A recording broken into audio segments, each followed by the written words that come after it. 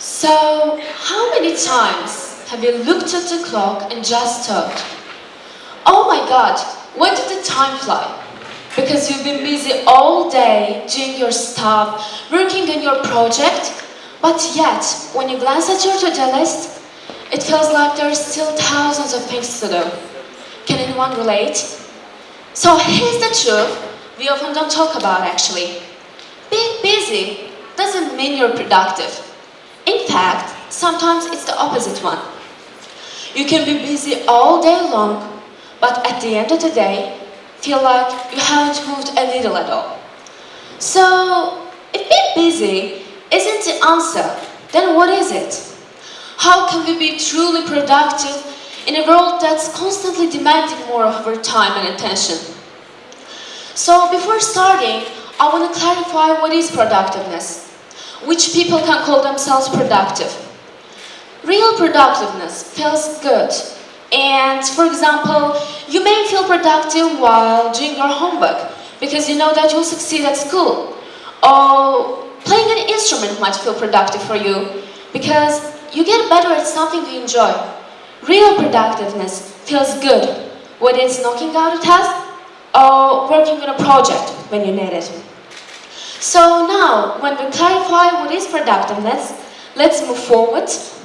So, which people actually can write a good to-do list here? Can we please ask? So, how can you really manage that and write a good to-do list? There are many types to write a to-do list, but now I'll tell you one of the most important things. So, you can start with both important and urgent things, such as writing a 450 words essay for tomorrow. Yeah, absolutely for tomorrow. So this thing is both important and urgent. Then you decide to what to pass. You can either pass to important but not urgent ones, or urgent but not important parts. But remember, at the end of your to-do list, you have that not important and not urgent one. And try to skip them until they get urgent or maybe important.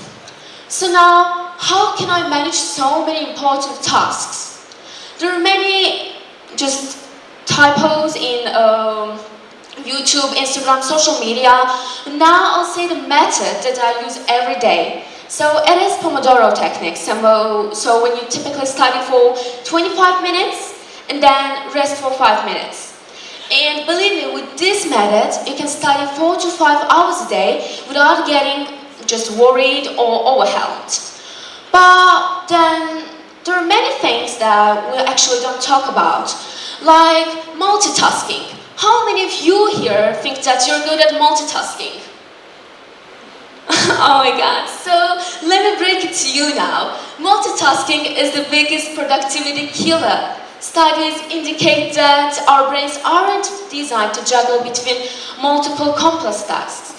In fact, when we multitask, we're actually switching between tasks, which can lead to more mistakes and even slow us down. So then, I want to now give you a challenge and challenge you today. So from today, you need to indicate one thing that you need to eliminate, simplify, or say no to. I know it's really hard, but believe me, when you eliminate that thing, you will feel much more confident. So, in conclusion, I want to ask you that, is productiveness really hard? Is it really giving you a sense of accomplishment when you're productive? I think yeah, because without productiveness, we can't manage anything. For example, I think 70% of you here are really productive because you managed to do all your things and now you're sitting here and listening to me that you also manage all your things. I'm really grateful to you that you today came here and thank you for your attention.